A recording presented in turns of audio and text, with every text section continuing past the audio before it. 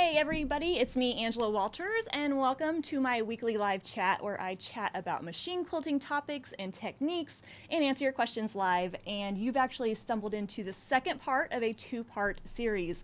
In last week's live chat, I demoed a technique combining different machine quilting designs. So I showed you how that goes together, what that looks like. So be sure to check out that video if you want to freshen up on that. But in this live chat, I'm going to show you how to use that technique.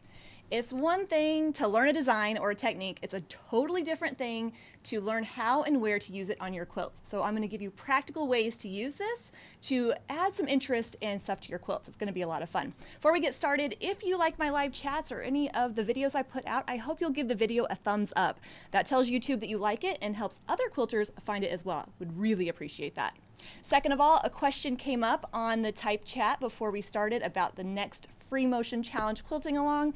You all, I am so excited. Just the other day, 2 days ago, I got the test prints for the panel and the backing, and it's a go. So it's going to print, and we're tentatively looking at announcing it the very beginning of October.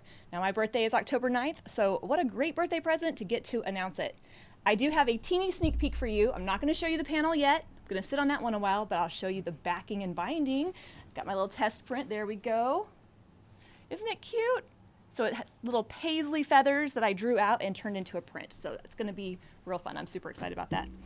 It's funny because when I launch a challenge, getting those fabric prints back, the test prints, are like having a baby. It's like, oh, I want to take it everywhere and show everybody, but I will show you soon. Second of all, I want to tell you about today's live chat promo. So for this week's deal, I have the Midnight Quilter tote bag for $3 off. So normally $8.99 for $5.99. And that's only for this week. So you can check that out. Just use the promo code TOTE, T-O-T-E. And all the details about that are in the description box. And the reason I picked this is because who doesn't love tote bags? But also I'll be having some new episodes of Midnight Quilter coming soon. So very excited about that. Stay tuned. Lots of stuff in the works. Lots of stuff going to be coming out. Okay. First of all, I want to talk about a couple events coming up, and then we'll jump into the good stuff. So real quick, let's look over here. Now, I know that some of you, most of you watching, don't live in the Kansas City area, but for those of you that might be traveling through, or those of you that are in the area, just want to let you know some upcoming things. So we have our fall retreat coming up in September, the 17th through the 19th. So if you're interested in that, it's just a fun time to get together and work on your own projects. We do demos, giveaways, and it's a lot of fun. So hopefully if you're in the area, you can make it for that. And then again, another event that we just announced the other day is our Quilt Fest. So every fall, when COVID isn't happening, Liberty puts on a Liberty Fall Fest. And this year, we're participating with our booth in the Fall Fest. And we thought, why not add a little Quilt Fest to the Fall Fest? So that's September 22nd through the 25th. The reason you might find this important is if you happen to be driving to Missouri Star Quilt Company, they're only 45 minutes from us. So if you're going to hit the birthday bash, you might as well come on down and see the Quilt Fest as well. So a couple events coming up, more and more to come. All right, one thing that's a little bit different about this live chat is I do have a tip sheet, and the description, or the link to that is in the description. However, this one is a paid tip sheet. It's only $2.99. The reason I did that is very diagram heavy. It took me a long time to put together, which is kind of why I ended up breaking this into two parts because I couldn't get this done in a week. So if you want to take advantage of the diagrams and some of the pictures that you're seeing in this chat, you can definitely download that, or you can just refer to the video, of course. Okay, so now let's talk about combining designs. We've got all that other stuff out of the way. We're going to get to the good stuff. When it comes to combining designs, it's basically where you're creating an interesting textured design by using more than one design. And in the video or live chat last week, I kind of demonstrated what that looked like and how to do it. Now we're going to kind of elaborate on why you would want to learn that and why it can be a really fun technique. So the first thing I want to talk about is this is a really good way to learn a new design. And I kind of hinted at that last week. If you already know how to do one design, using that design you feel comfortable with to transition into a new one just kind of breaks it up and makes it not so scary, right? So you finish your quilt top, you're super excited it's done, and then you kind of freak out because now you have to quilt it, and you think, ooh, I want to do feathers over the whole thing. Well, if you're not comfortable with feathers, that's not going to be a really fun experience. However, if you like swirls and you're comfortable with those, using that to transition into the new design is going to be really helpful. And this is great for any skill level, whether you have never free motioned, I'll show you here in a second, or you're building off of designs that you've learned and you've been quilting for a long time. So this is definitely a technique that grows with you. So the first one we'll talk about is how to even use this to transition into free motion quilting. So let's pretend, hypothetically, you love straight line quilting or using your walking foot. Pretending that this black rectangle is my quilt, I can put on my walking foot and quilt just some straight lines over the quilt. Perfect, right? Straight line quilting, the walking foot helps pull the fabric through, awesome.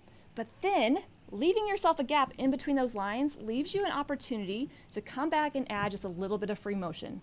So you put on that free motion quilting foot, you freak out a little bit, you start cussing my name because you're like scared, but you put it on there and just do some wiggly lines. Just some wiggle lines in between those straight lines as a way to kind of transition and get used to actually moving the fabric. I know that for those of you that have been quilting a long time, we can all remember what it was like to be new and that scared, feeling of driving the fabric or the machine.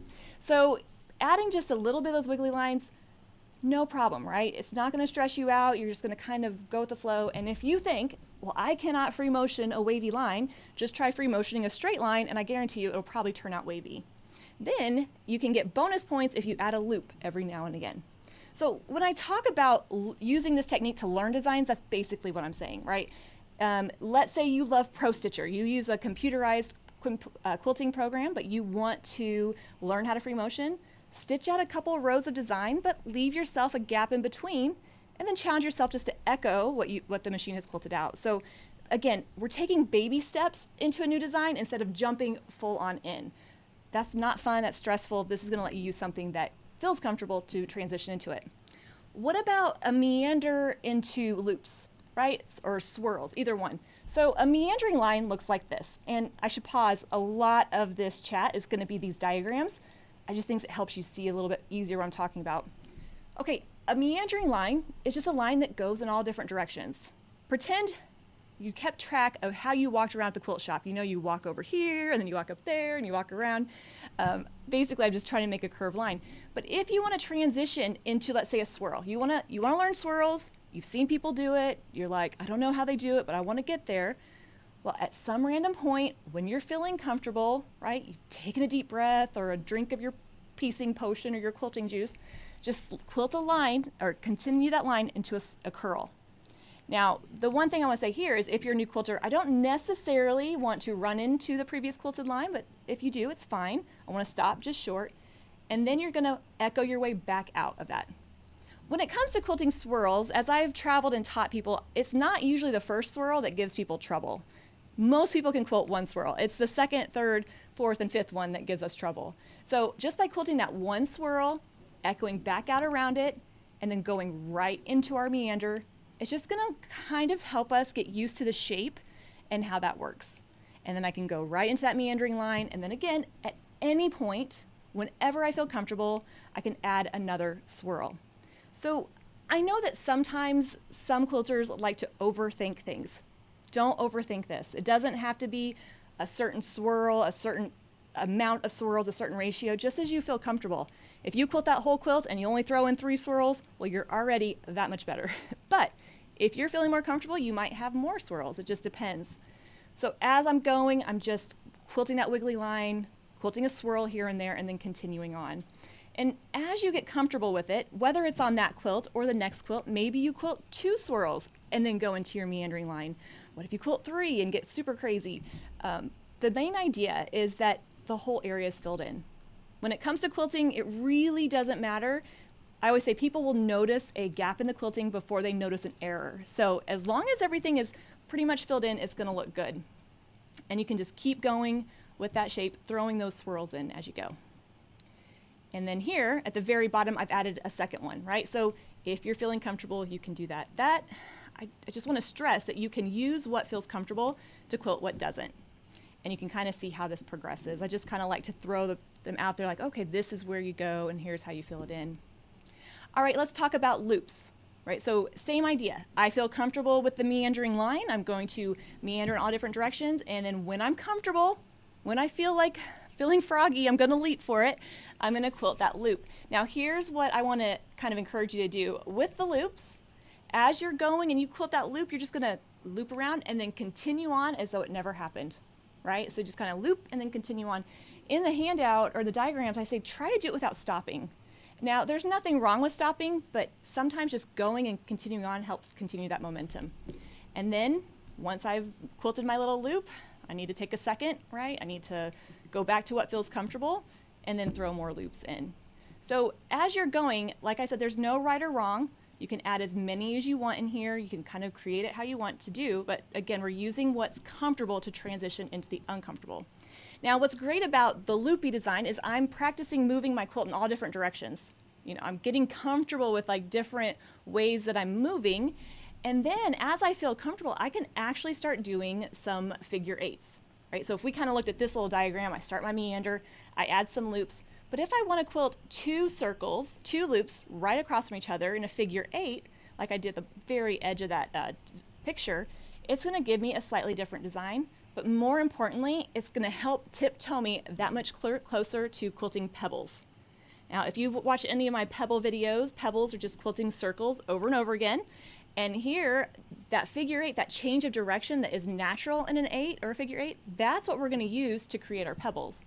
So we're just kind of adding these little bitty skill sets that are going to help us a little bit on down the road. There's nothing scary about an 8, right? I know you can do it because you probably have written an 8 before. And so when you can, again, tiptoe into these designs, it's going to make it so much easier. And then who knows, maybe you add 3 pebbles or 3 loops. Maybe you add more than that, or maybe you just stick right there with the figure 8. It doesn't matter. But again, we're using what feels comfortable to transition, and soon you might be using your loopy meander to transition into your leaves or something like that. Speaking of loops, one really fun thing about this design, if you need a quick, like instant gratification, just changing up the shape will help give you a slightly different looking design. So if I take that loop and I quilt it so it's a little bit more pointy, then I have a cute little leafy, viney meander shape. And you might be thinking, oh, I tried quilting round loops and they're always pointy. Well, perfect. Just call it a variation and move on. Whatever you do, just do it all the time. So it's kind of a fun way to do that. So if the first technique, to sum that up, is combining designs to learn a new design, the second way to use it is just to add interest to background areas of your quilt. Okay, so when I talk about combining designs, I'm talking about an all-over design or a filler design. It's not so much like quilting a motif and then filling around it, although that would, I guess, technically be combining designs. I'm meaning using different filler designs, different all-over designs to add interest and texture, and this is really how I use it the most. So here's just a snapshot of a quilt I did for Tula, and I'm combining leaves and a few pebbles and some swirls and a couple of paisleys. It just adds interest to the background, and it keeps it from being boring, right? And in my chat yesterday, last week, we kind of saw that come together. The main idea here is I'm trying to keep the spacing between the lines similar on all the designs. I don't really, in this instance, want one design to stand out more than the other. I want them all to blend in and give me a beautiful texture.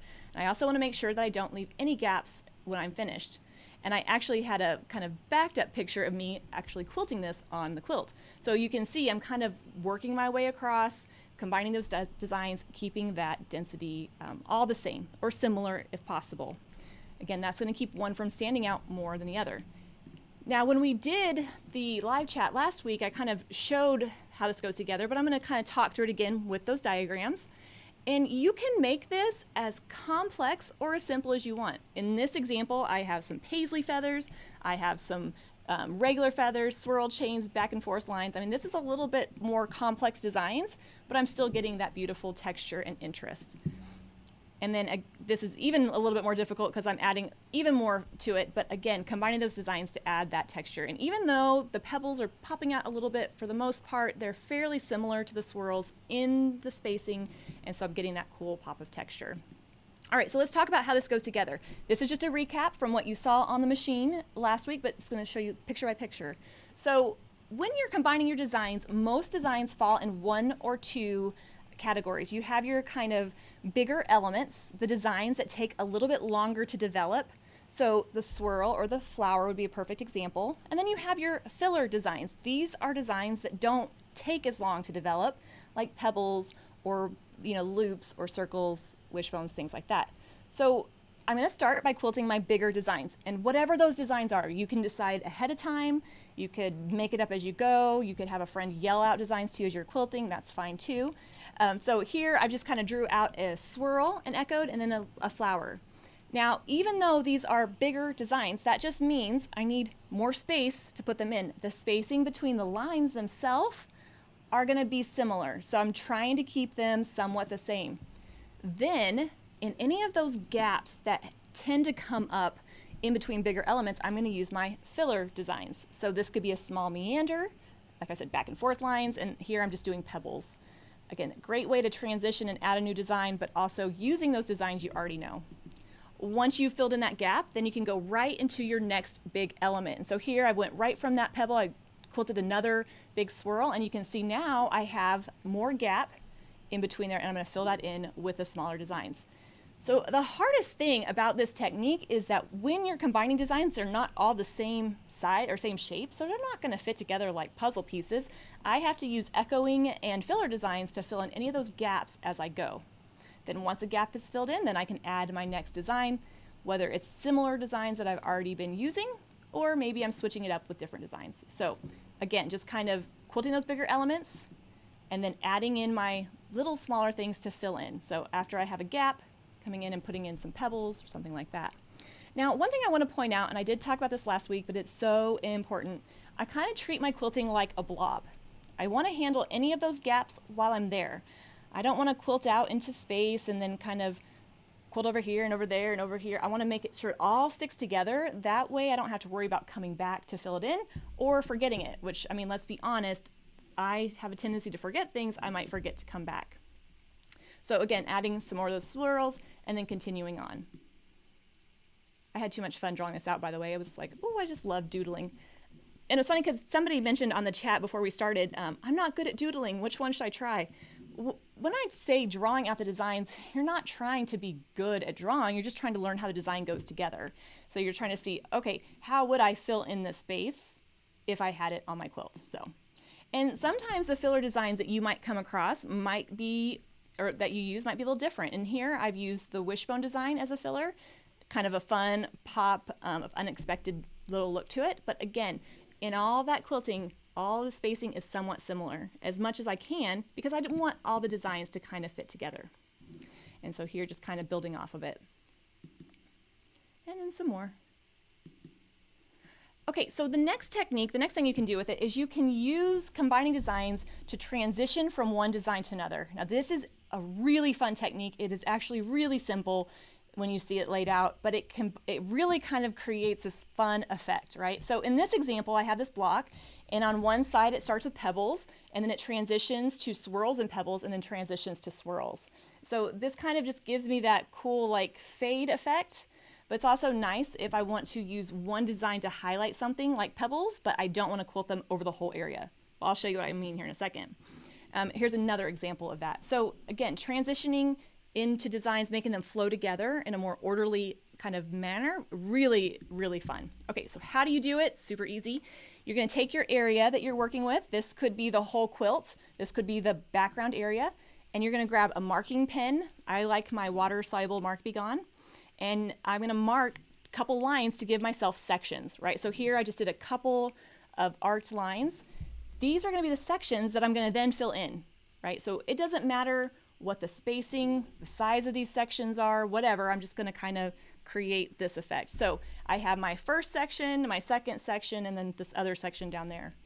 So as I start quilting in that first section, I'm going to quilt the first design. So in this instance, that first design is pebbles. Now it could be a meandering line. It could be any design your heart chooses. So I'm going to quilt that. But as I start to overlap into the second section, that's where I'm going to combine the designs. So in that section, that's where I'm going to start quilting the swirls and pebbles together. Right? So as I'm going into that, I'm going to do that design. Now, the marked lines aren't a requirement, but they just are really handy to give you a guideline to quilt along, especially if you're working on a smaller machine and you can't really see the whole quilt, or if you're on your long arm and you can only see a portion. It's just going to kind of help keep you on track. So in that middle section, I'm quilting swirls and pebbles, and that registration line, that marked line, is just a guide. if I quilt pebbles into the second space only, even if it doesn't fall perfectly on that line, it's just giving me a registration line to know, hey, this is when I need to start adding some swirls. But then as I work my way across and get to the third section, that's where I'm going to go to the third design, which would be the swirls. So now in that section, I go right into quilting those swirls. So I have my guidelines are kind of helping me kind of keep it consistent throughout. I could just make it up on the fly if I want to as well, but that's just how I'm going to handle it there. And if I happen to be working my way back and forth across, I know I have those guidelines to follow. And as I'm filling it in, second space, the second section gets the designs, the first gets the pebbles, and I'm going to fill it all in. And then once it's all filled in, then I can go ahead and take out those marking lines, and then I have this cool kind of transition of the design. Again, really easy to do. It takes a little bit of forethought ahead of time, but it's definitely worth the effort. So let me show you what this kind of looks like on a quilt. And I'm sorry this isn't the best picture, but I wanted to use it, so I had to include it. So this was a quilt from the book I did with Tulip Pink, and in the background, I went from pebbles to leaves to flowers to leaves to pebbles. So this transition can be more than one. So in that example, I'm just doing 3 sections, but man, you could add as many as you want, as many as you can keep track of. So just remembering that as I go from one design to the next, and then to this one and that one. So I'm just using those combining designs to combine it. Really, really great way to add interest to an area that is maybe more solid, like this quilt, that you can actually kind of see the quilting, but you don't necessarily want the quilting to distract from the quilt top or the pieced bits. So this is definitely something for negative spaces that you can see the quilting, but you don't want the quilting to overwhelm the quilt top. This is something I also did on the Tulip Pink butterfly. Now this was in a live chat that I had a couple weeks ago, and I quilted these beautiful plumes, or I think they're beautiful, but these these feathers coming out, and I wanted to use pebbles to really make those motifs pop. Those pebbles, those tight pebbles around the feathers are just gonna like show them off, but there's a lot of background area on this quilt, and I don't want to quilt pebbles over this whole area. That gets really boring really fast. So I did that same kind of technique where about 1 inch outside of the feather, I quilted pebbles. The next inch was pebbles and swirls, and then after that, just went to swirls. So I still get that effect of the filler. I still get to make them pop, but I don't have to necessarily quilt pebbles everywhere, because again, that could get boring. And this shows you a little bit closer of the feather using those pebbles and then transitioning into the swirls. If you're trying to combine designs, picking 2 designs that are similar in shape will really help if you're not sure if they're going to go together. But for the most part, any designs can be combined because you're just going to use echoing and filler to kind of fill in those gaps.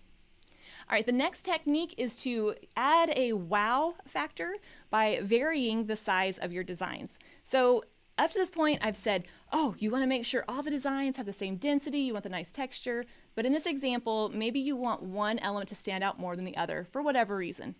In this particular example, I've combined feathers and all sorts of things, but the feathers definitely stand out more because they're quilted less densely and they kind of pop off of there. So you have to be very careful with this because whatever is quilted less densely is what's going to pop out. And that's great. I mean, if you want to use that to frame an element of your quilt, if you want to create this secondary design, but if it's just, if you're not aware of that, it will really stand out. So just be warned. I do this sometimes, especially like in whole cloth quilts, or if I'm just kind of playing around. This is more of a technique that's going to kind of starts teetering onto the motif side. Like it's almost like a motif, but they're not so formal as a motif. So it's kind of a little bit of both. So here, the bigger elements are going to stand out, and then when I'm combining the designs, the more similar shaped are going to kind of blend into each other. Now, you can make that random if you want. You can play around with different designs here. This was in the center of the quilt, and I loved how the clamshells kind of popped off of there. It can have just a random placement, or you can make it more intentional, the placement more orderly or more kind of patterned. So this quilt I quilted forever ago. This was for Tulip Pink's Parisville collection, and it's sideways. It was actually like a big panel that hung, and in the background I did the Parisville, and in the background I quilted pebbles and swirls, but those swirls are a little bit bigger, but they're patterned throughout there. So it's not just like one swirl here, one there. It's kind of pretty regular just to give it a different look. So you can be intentional about the placement of it to either give it, like more of a uniform look, a more pattern look, or you can make it random if you'd like. All right, the last technique, the last one, and then I'll answer your questions. Jessica, I almost called you Tula. Jessica's been writing down all your questions so I can answer them, so make sure to type them in. Okay, the last technique is to create an orderly pattern, right? So for those of us that are like, I can't just make it random, I understand. So giving yourself a orderly pattern to follow will really help you with that. So here I have some swirl chain, and then I combined it with some leaves, and then I transferred into the pebbles. It's very kind of symmetrical on both sides. It's going to still give me that beautiful texture, especially if that spacing is the same. It's not like one element's going to stand out more than the other. Now, I will make a side note. I use different thread colors because I'm playing around with thread shading for the next challenge, and I wanted to see kind of play around and see what that would work like. So, but if they were all the same thread color, I would just have a beautiful texture, and those circles in that swirl chain, those would be what popped out because they're less dense. But this is also something I've done.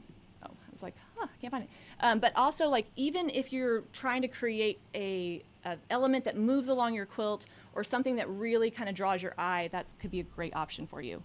Even if you're just quilting a row of wishbones and a row of meandering lines and then a row of, ribbon candy, you can make this, like any of this technique, as basic or as complex as you like. So really, it's up to you and your creativity to see what you can come up with.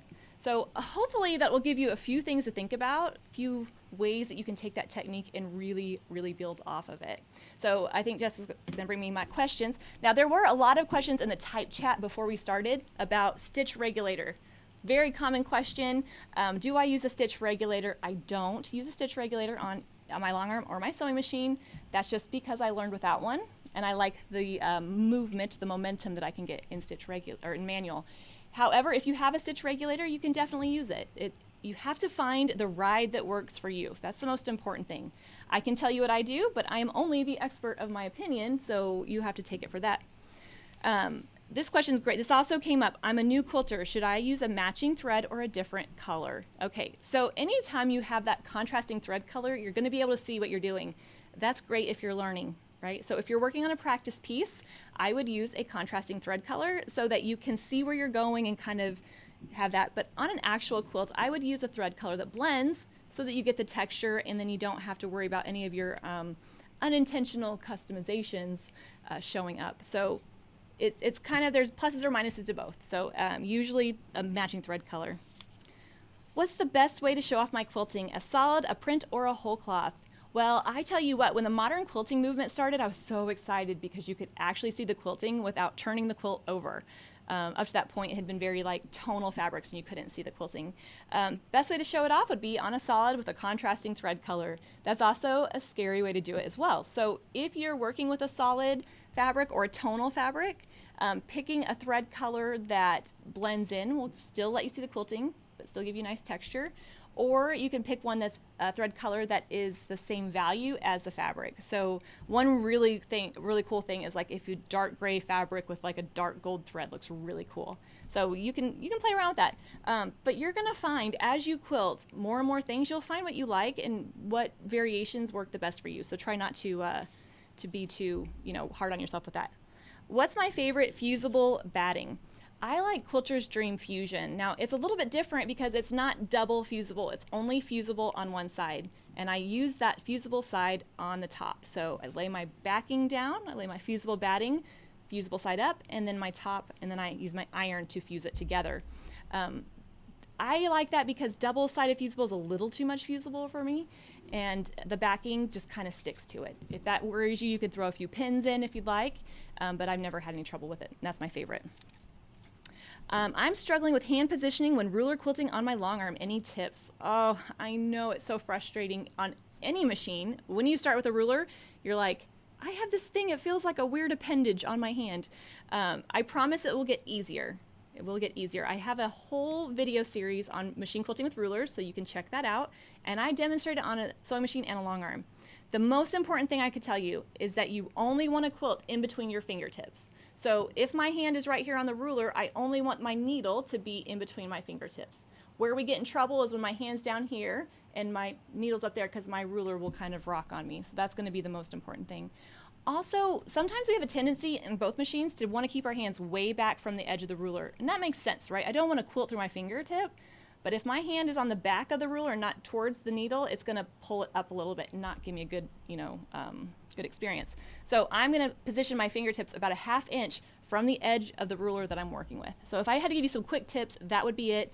But other than that, just keep going, I promise. It just takes a little bit of practice.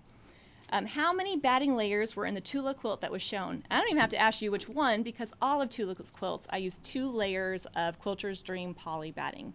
That just really makes the quilting pop out. And for her, when she's showing the quilts or hanging them, I mean, these are more like, well, I'll call them show quilts, but work quilts. They're not necessarily ones she's cuddling up on her bed.